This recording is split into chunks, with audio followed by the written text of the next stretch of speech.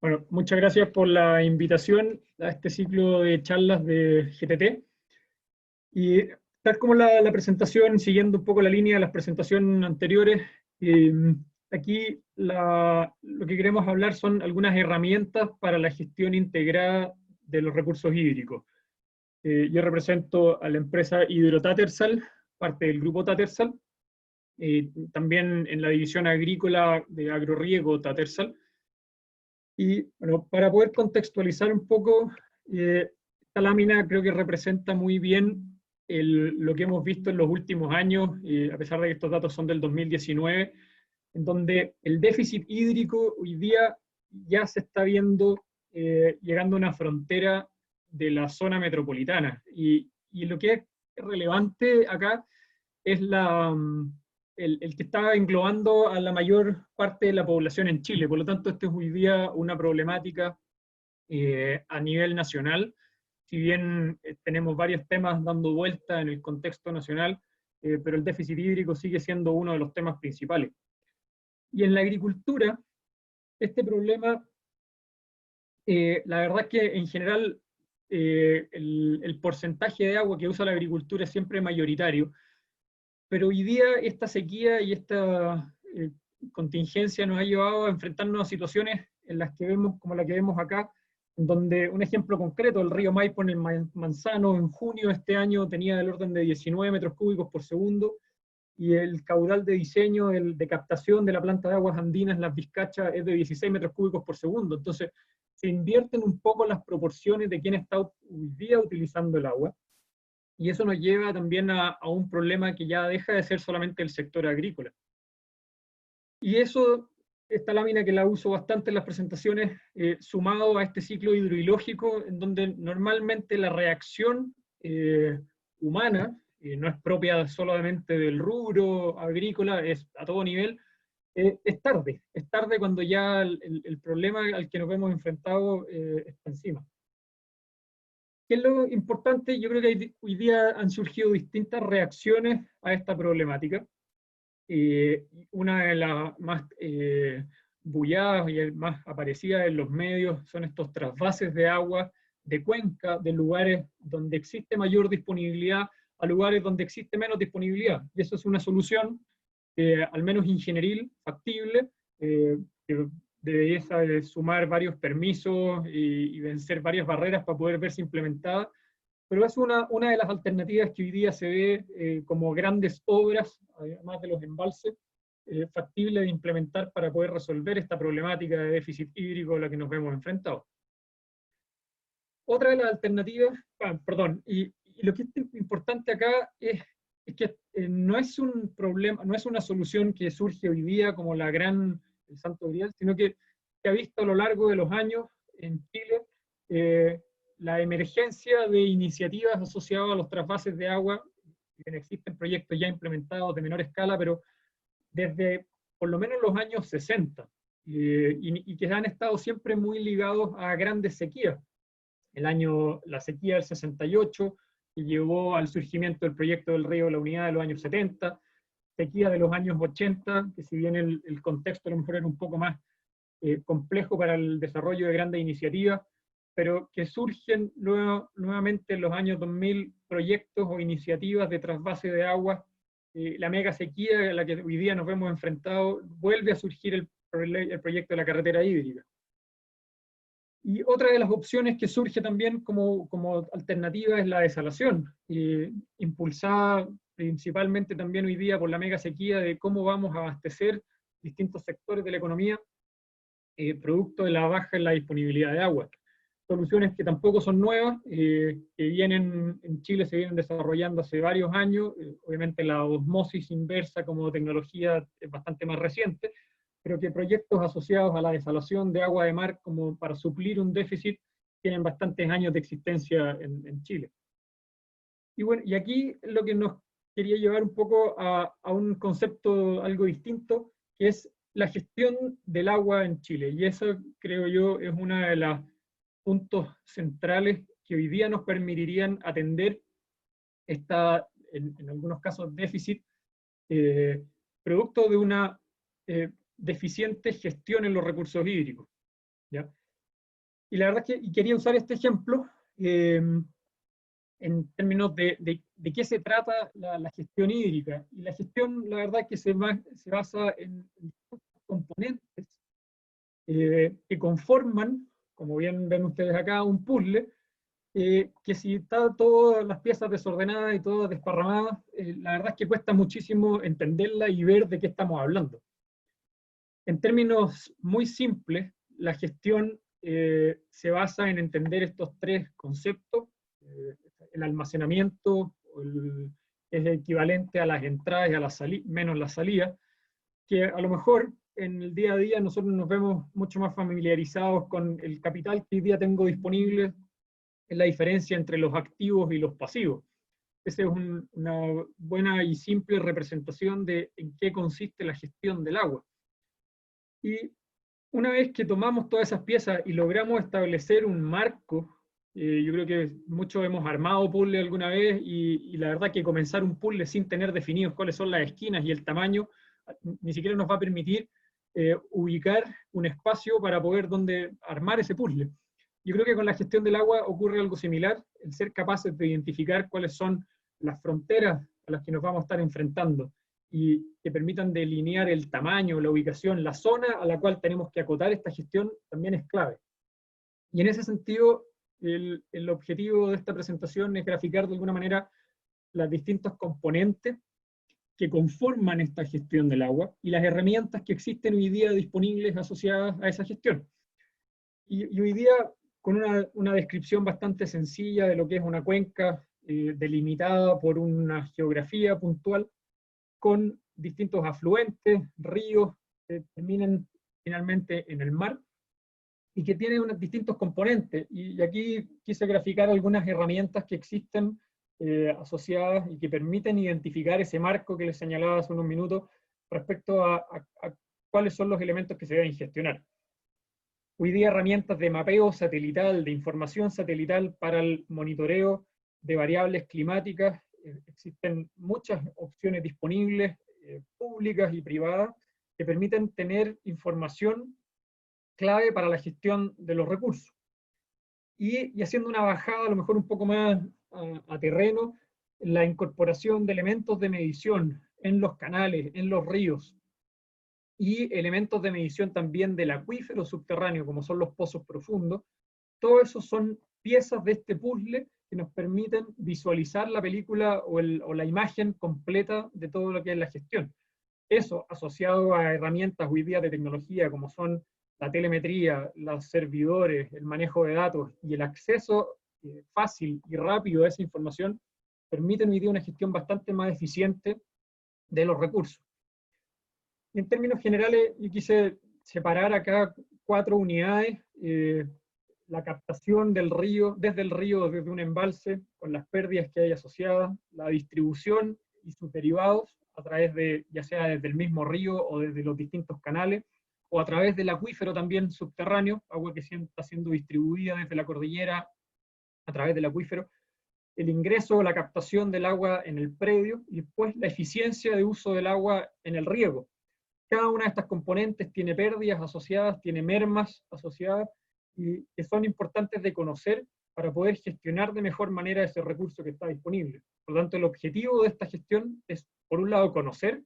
los recursos que hay disponibles para poder gestionarlos. Si no sabemos lo que tenemos y no lo medimos, es muy difícil poder llegar a gestionarlo.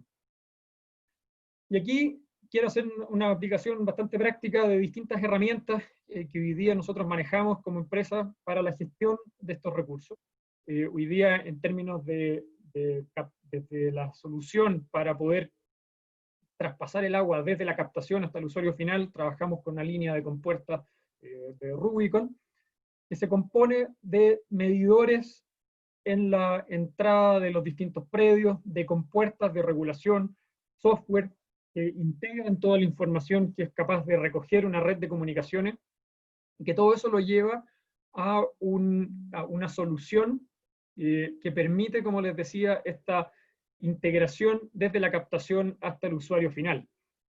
En términos prácticos y visuales, ¿de qué estamos hablando? Estamos hablando de captaciones que van desde el río y que permiten regular medir e identificar muy bien cuánta agua es la que está ingresando a un canal. Esto es una bocatoma, un poco más a la derecha se puede observar el río, las clásicas patas de cabra, para poder desviar el agua hacia el río. Pero este punto acá, la incorporación de tecnología permite, por un lado, conocer realmente cuánto es lo que está ingresando y gestionarlo también. Y el remanente vuelve hacia el río como una buena obra de captación. Dentro del sistema de distribución podemos identificar puntos de control a lo largo de los canales que permiten, en este caso, por ejemplo, construir una obra que me entregue un estándar de servicio al usuario, en este caso un derivado aquí lateral,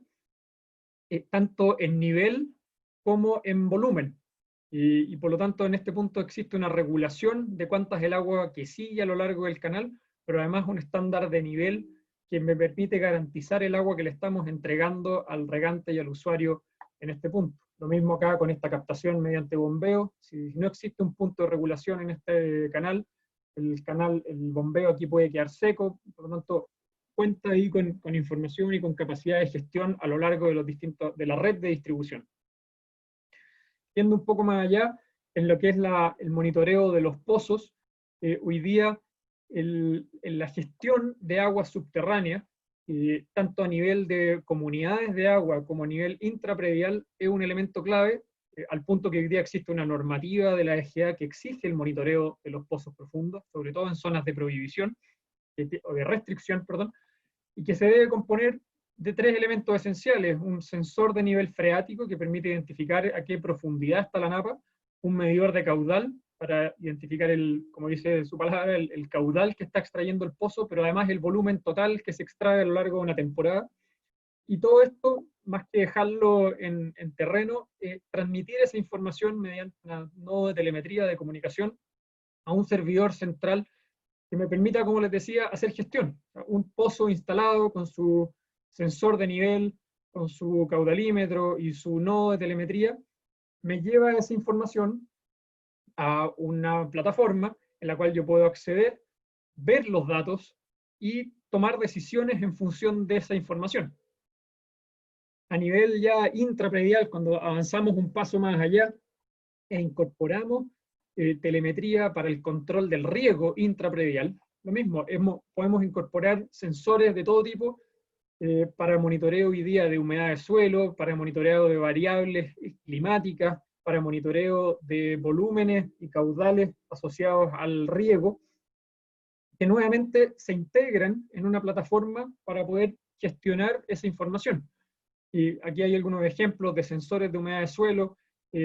midiendo en terreno qué es lo que está ocurriendo con una línea. O sea, existen casos hoy día concretos de tecnología ya implementada en terreno que me permite realizar una buena gestión del uso del agua final. Otro ejemplo, en este caso, el caso de los pivotes, también mediante aplicaciones que ya van un paso más allá. O sea, aquí ya no es solamente un monitoreo de terreno, de lo que está ocurriendo en terreno con las distintas variables que les mencionaba anteriormente, sino que además el concepto del advisor, del asesor, en función de la información que uno está registrando. Y aquí creo que un buen ejemplo de cómo se van integrando estas tecnologías y estas herramientas, se integra la ciencia, la investigación probada, o sea, cuánto es el requerimiento agronómico de una especie frutal en una zona determinada. Existe ciencia, existe investigación asociada, que es el equivalente a, podríamos llamar, el clásico turistel, el mapa, el carretero, que me permite llegar de un punto a otro.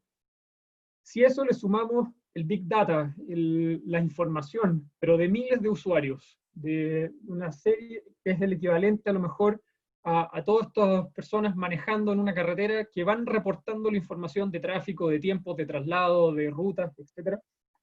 Y lo subimos a la nube, conceptos a lo mejor un poco trillados, pero que son importantes, con un software que me permita analizar toda esa información.